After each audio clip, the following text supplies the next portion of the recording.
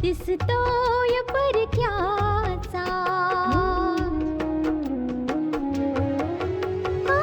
फुलाच चेहराचा दिसतोय परक्याचा, नसे सुटणार नाजूक गुंता दोष न चरख्याचा, फुले मी म्हटले जे होते पाहुणे ते, तरी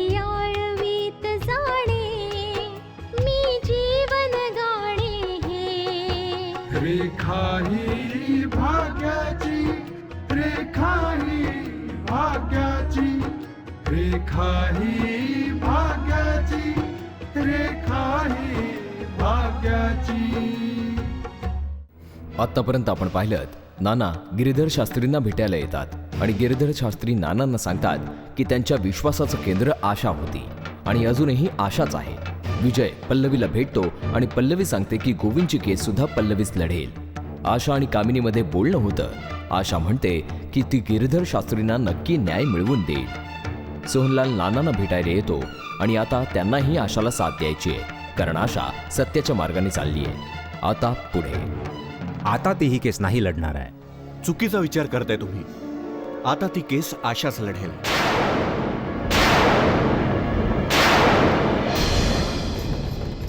काय काय मूर्खासारखं बोलतोस? मूर्खपणा नाहीये, हे खरं आहे. आशाला या केसमधून बाजू करण्याचे जितके म्हणून प्रयत्न तुम्ही केले होते ते सगळे फुकट गेलेत आणि 2 दिवसानंतर न्यायालयात ही केस लढत असताना तुम्हाला आशाच दिसेल.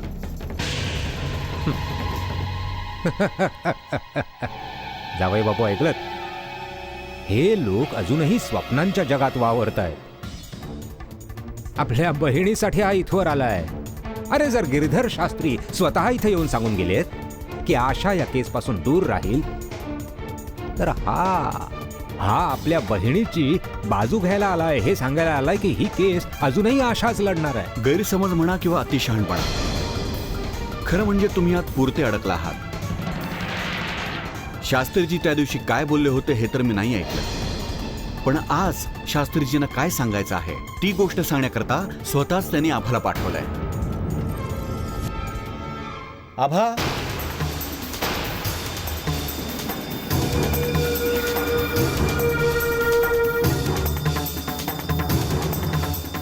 हे घ्या तुमचे पैसे.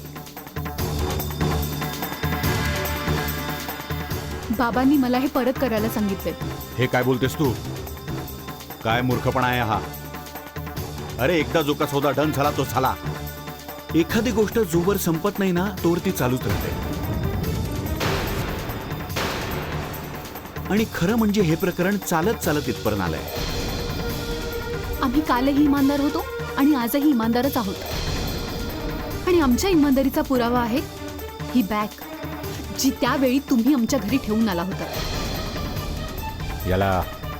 याला मी काय समजू? बलराजजी, समजूतदार माणसाला इशारा पुरेसा असतो. खरं म्हणजे एव्हाना तुम्हाला हे समजून जायला हवं होतं की तुमचे प्रयत्न निष्फळ, शिवाय आशा धुळीला मिळालेले आहेत. तू पुन्हा मूर्खासारखा बडबडतोय. तुम्ही भलेही याला मूर्खपणा समजा, पण एक गोष्ट तर नक्की आहे, बाबांनी डिसाईड केलेलं आहे की या केसची सुरुवात आशाजींनी केली होती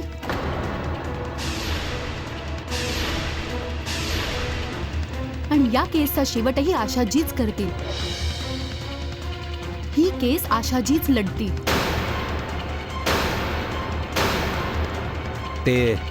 ते आपला शब्द फिरवू नाही शकत. बलराजजी, वेगाने धावण्यामुळे माणसाला खूप लवकर थकवा येतो. आणि माझ्या बोलण्यावर विश्वास ठेवा, तुमची थकण्याची वेळ जवळ आलेली आहे. आता 2 दिवसानंतर न्यायालयात हीच केस लढत असताना तुम्हाला आशाच समोर दिसेल. आणि तुमच्याकडे वेळ नाहीये आणि तुम्ही यावेळी अजिबात काही नाही करू शकत.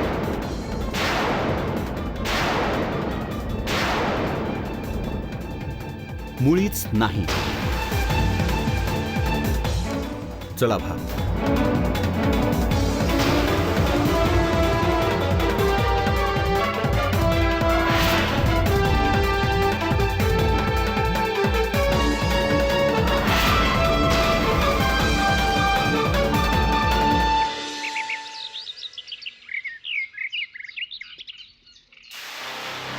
हे तर सगळं आपल्यावरच उलटलं, ज्याविषयी आपण विचारही नव्हता केला. आशा तर स्वतःचीच केस हरली. असं असून सुद्धा गिरीधर शास्त्रींनी काय माहिती तिच्यात काय पाहिलं. पण मला तर स्वतःलाच आश्चर्य वाटतं की गिरीधर शास्त्री असे बदलले कसे. त्याने माझ्याकडून पैसे घेतले होते आणि याच घरात इथे येऊन मला सांगितलं होतं की आशा ही केस नाही लढणार आहे. मग हे असे कसे बदलले? मी सांगतो पप्पा की गडबड कुठे झाली. खरं तर तुम्हाला असं वाटत होतं की तुम्ही आशा आणि गिरधर शास्त्रींची खेळ खेळताय. पण मला जितकं समजतंय ना, गिरधर शास्त्री तुमच्याशी खेळ खेळत होते. आणि पप्पा, होऊ शकतं की हा सगळा खेळ गिरधर शास्त्रींनी आशाच्या सांगण्यावरून खेळला असेल. म्हणजे तुम्ही या भ्रमात राहाल की तुम्ही गिरधर शास्त्रींना विकत घेतलंय, त्यांना मोडून टाकलंय. जरूर ही आशाची चाल असणार. म्हणजे आपण सगळे गप्प बसून राहू. याचा अर्थ असा झाला की आशाने या केसची पूर्ण तयारी करून ठेवली आहे. आता तर मलाही असंच वाटतंय. पण प्रश्न हा आहे की आजच ही गोष्ट उघड करण्याची काय गरज होती. आणि जर गिरीधर शास्त्रींनी पैसे परत केले नसते तर मी त्याच्यावर हक्कही सांगू शकत नव्हतो. तर मग आजच हे पैसे परत करण्याची काय गरज होती? आजच ही गोष्ट उघड करण्याची काय गरज होती की आशाच ही केस लढणार आहे? हा सगळा आशाचाच प्लॅन असणार पप्पा. तिला आपल्याला झटका द्यायचा असेल आणि आपल्याला झटका बसला. आणि अखेर याहून मोठा धक्का आपल्यासाठी काय असणार? पैसे देण्याचा अर्थ असा होतोय की गिरीधर शास्त्री एक इमानदार माणूस आहे. आपण तर हे ठरवलं होतं की आता आपण सगळ्या साक्षीदारांना तोडण्याचा प्रयत्न करायचा. पप्पा, आता काही नाही होऊ शकत. मला तर असं वाटतं की आता काही नाही होऊ शकत. तुम्ही काळजी नका करू जावई बापू. मम्मी, काळजी करू नको तर काय करू? फास तर माझ्या गळ्याभोवती आवळणार आहे ना. आणि मी फासावर जाण्यापासून वाचलो तरी सुद्धा अहो, जेलमध्ये मलाच खितपत पडावं लागणार आहे ना. जावई बापू, तुम्ही हे सगळं ऐकून एवढे बेचैन का होता? पल्लवी, तूच काहीतरी बोल. सांग, ही केस जिंकण्याची काही शक्यता आहे की नाही?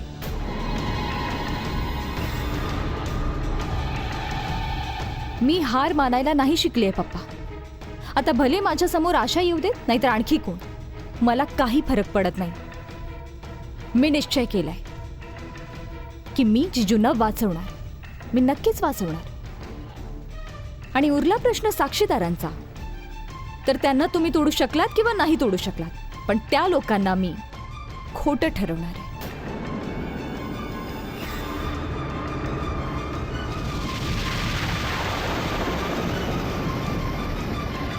रेखाही भाग्याची.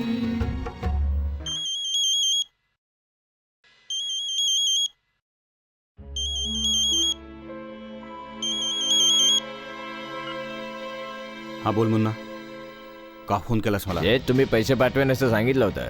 पैसे तर पाठवले नाही तुम्ही. अरे मग कधी कधी होतोच ना उशीर. तुम्ही इतकी नाटकं नका करत जाऊ. मला इथे प्रॉब्लेम होता म्हणून पैसे नाही पाठवू शकलो. तिथे बबनची तब्येत खूप खराब आहे आणि मी इथे आलेलो आहे. काय? हा, मग आणि काय करणार? इथे राहून भूक मरायचं काय मी? म्हणून यावं लागलं ना. अरे, मी तुम्हाला बचावलं होतं ना की जोवर मी नाही सांगत या शहरात पाऊल नाही ठेवायचं म्हणून. शहरामध्येच नाही, तुमच्या लय जवळ आलोय मी. तुम्ही म्हणाल तर 10 मिनिटात येऊन भेटतो. पण पैसे पाहिजे म्हणजे पाहिजे, आणि मग पैसे घेऊन परत जाणार आहे. ठीक आहे, ठीक आहे, मी तुला पैसे देतो. पण तुला माझं आणखी एक काम करावं लागेल. अरे शेठ, एक काम काय 10 काम करून घ्या बस. पैसा पाहिजे पैसा. ठीक आहे, मी तुला पैसे देईन. तू अगदी योग्य वेळी आलायस म्हणा, अगदी योग्य वेळी. मी संध्याकाळी तुला फोन करतो. तुला सांगतो की कुठे भेटायचं आणि कसं भेटायचं आणि काम काय करायचं हे पण सांगतो मी. ठीक आहे सेठ, ठीक आहे. मी फोनची वाट बघतो. ठीक आहे.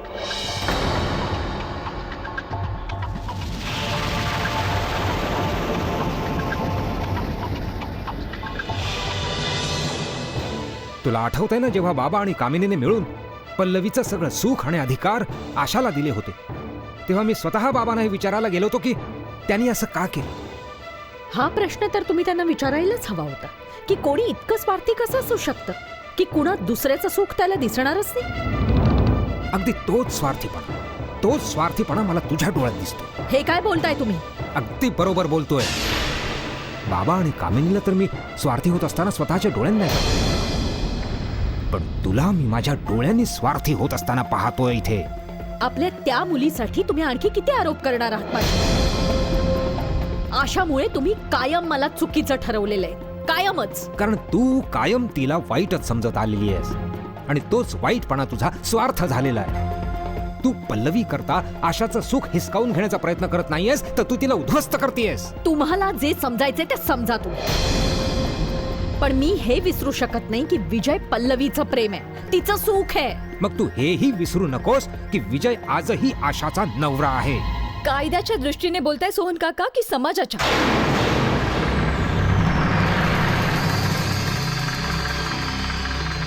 सामाजिक दृष्टीने विजय आणि त्याच्या घरच्या लोकांनी आधीच आशाशी नातं तोडून टाकलं होतं. आणि उरला प्रश्न कोर्टाचा, तर कोर्टानेही या लग्नाला अवैध ठरवलंय. मग तुम्ही कोणत्या नात्याच्या गोष्टी करताय? आता जर आशाचं त्या घराशी काही नातं उरलेलंच नाहीये, तर मग वाट कशाची बघते? जा आणि जाऊन लग्नाची बोलणी करून ये, जेणेकरून सामाजिक मर्यादांच्या नावाने तुला लाजिरवाणा वाटायला नको. बस लवकरात लवकर दोघांचं लग्न दे करू. विजयच्या घरच्यांचीही हीच इच्छा आहे, पण जोवर या केसचा काही निकाल नाही लागत आम्हाला वाट बघावी लागेल. तर मग या दाव्याला काय अर्थ आहे की आशा सामाजिक आणि कायद्याच्या दृष्टीने त्या घराची सून असण्याचे सगळे अधिकार गमावून बसली आहे? तुम्ही आशाच्या अधिकारांच्या नावाखाली पल्लवीला दोष नाही देऊ शकत. पल्लवीने ही केस काय जिंकलीये तुम्हाला तर सहनच होत नाहीये. हो, कारण मी हे बघतोय की त्या लोकांना एक प्याद हवंय ज्याचा ते वापर करून घेऊ शकते, आणि पल्लवी त्यांना त्या प्याद्याच्या रूपात मिळालेली. ठीक आहे मग सोहन काका, त्या लोकांना जो काही विचार करायचा तो करू दे, पण मी त्या लोकांना साथ देणार आणि जरूर देणार. त्या लोकांना आशा माझ्याकडून आहेत. म्हणजे तू त्यांना साथ देण्यासाठी गुन्ह्याच्या मार्गावरही चालू शकतो. पुन्हा गुन्हेगाराला साथ देणंही गुन्ह्यापेक्षा कमी नाहीये. ते लोक गोविंदच्या केसमध्येही तुझा वापर करून घेतील, म्हणजे गोविंदला खुनाच्या आरोपातून सोडवता येऊ शकतो. आशाला गोविंदला शिक्षा मिळवून द्यायची आहे, कारण त्याने खुनासारखा गंभीर गुन्हा केलेला आहे. आणि आता माझी हीच इच्छा आहे की विजय सत्याचा आणि न्यायाचा व्हावा.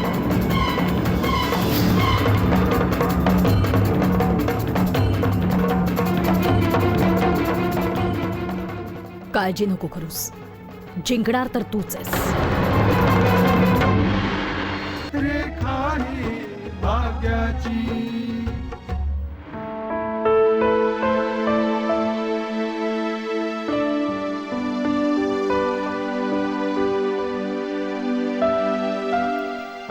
नानू तुम्ही कशाला? हो बेटा, तुझ्यासाठी गरम गरम दूध. अगं रात्र किती झाली आहे, आणखी किती वेळ काम करत राहणार आहेस तू? नानू रात्र कितीही का असेना, पण वेळ खूप कमी आहे. 2 दिवसांनी या केसची तारीख आहे. तसं तर मी या केसची व्यवस्थित तयारी केलेली आहे, पण मला छोट्यातली छोटी चूकही होऊ द्यायची नाहीये माझ्याकडून.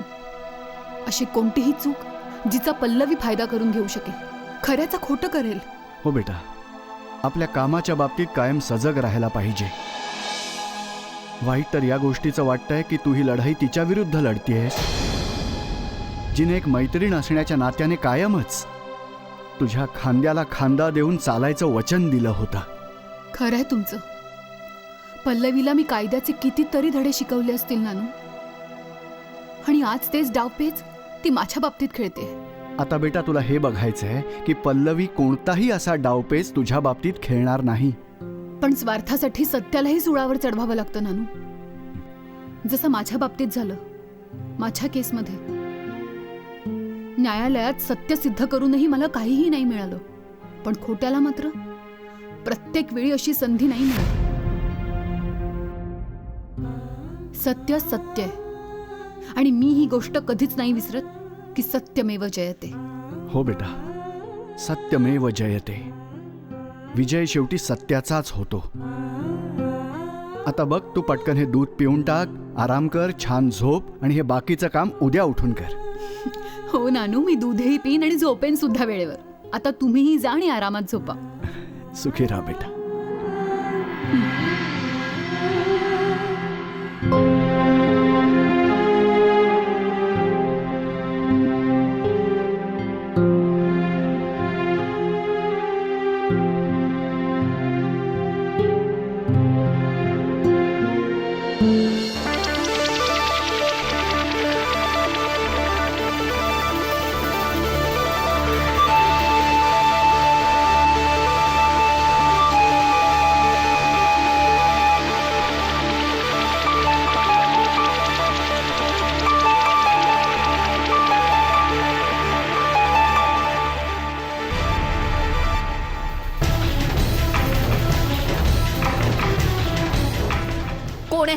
कोण आहे तिथे?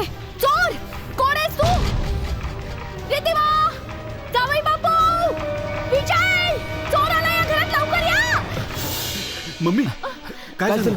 काय झालं मम्मी? विजय, तिथे ना एक माणूस उभा होता मगाशी. माणूस?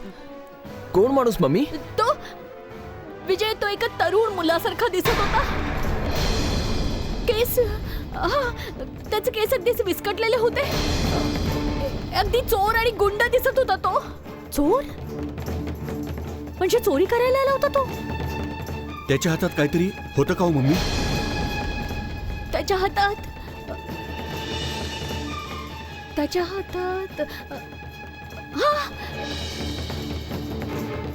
त्याच्या हातात ना एक कॅमेरा होता. कॅमेरा? पण मम्मी, आपल्या घराचा कॅमेरा तर खराब झालेला आहे. नाही विजय, तो आपल्या घरचा कॅमेरा नव्हता. पण याचा अर्थ काय झाला? कोणी आपल्या घरात कॅमेरा घेऊन कशाला घुसेल? त्याला एखाद्या गोष्टीचा फोटो काढायचा होता की काय? खरोखर त्याला कोणीतरी पाठवलं असेल. होऊ शकतं त्याला आशाने पाठवलं असेल.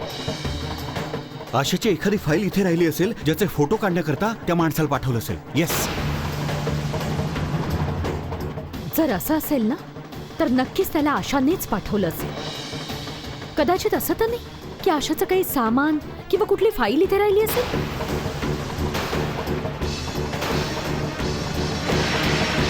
रेखाही भाग्याची. नाना नमस्कार. हो नमस्कार इन्स्पेक्टर साहेब, तुम्ही इथे? तुम्ही कुठे देवळात निघालात वाटतं? हो, मी देवळात जात होतो, पण काही हरकत नाही, नंतर जाईन मी. तुम्ही बोला ना. ते आशाजींशी थोडं बोलायचं होतं. त्या घरी आहेत हो का? आहे ना. एक मिनिट हा. आशा बेटा, इन्स्पेक्टर जॅकी भेटायला आले आहेत तुला. येईलच ती. तुम्ही बसा ना. या. हो, थँक्यू.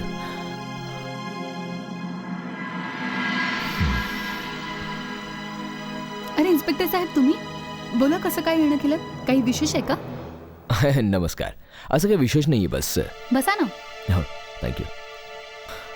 खरं तर मी आजपर्यंत तुमच्याशी या बाबतीत कधीच बोललो नाही, पण जी केस आज तुम्ही न्यायालयात लढण्याचा प्रयत्न करणार आहात, त्या केसचा तपास मीच केलेला आहे.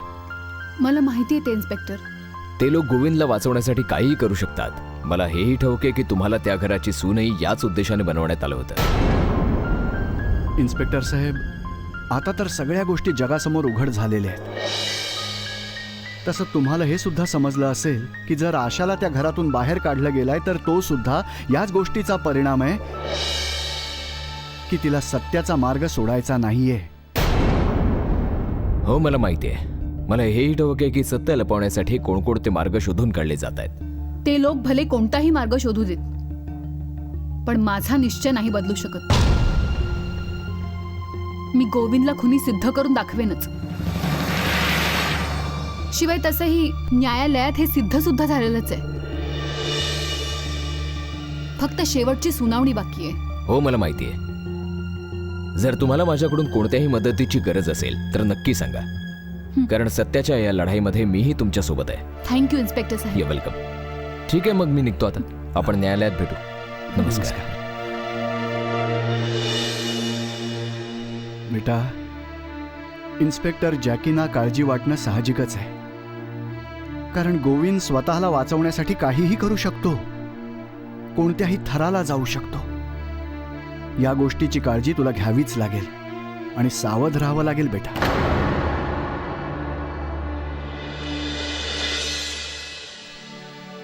आजच नेमकी तब्येत बिघडायची होती.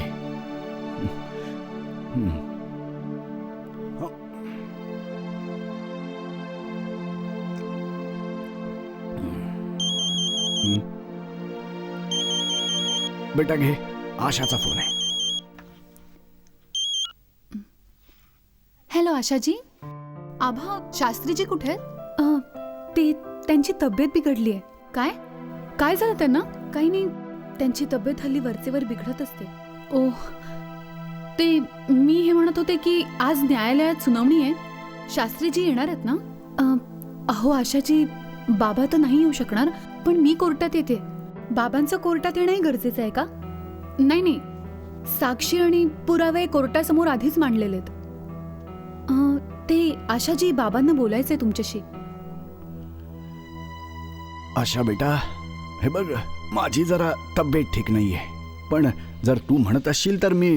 नाही नाही शास्त्रीजी, तुम्ही आराम करा. तुम्हाला यायची काही गरज नाही. हे बघ, मी आभाला पाठवणारच आहे. तुला काय वाटतं, निकाल आजच लागेल की मग निकालाला थोडा आणखी वेळ लागू शकेल? शास्त्रीजी, न्यायालयासमोर सगळा युक्तिवाद आधीच पूर्ण झालेला आहे. बस शेवटची सुनावणी बाकी आहे. आज ती सुनावणी होईल आणि डिफेन्समध्ये पल्लवी ती केसला वेगळं वळण द्यायचा प्रयत्न नक्कीच करेल, पण ती कोणताही एव्हिडन्स खोटा नाही ठरवू शकणार. मला तर अपेक्षा आहे की कदाचित निकाल आजच लागेल.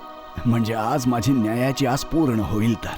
हो शास्त्रीजी, मी तुम्हाला न्याय मिळवून देईनच. रोहितचा खुनी मोकळा नाही राहणार.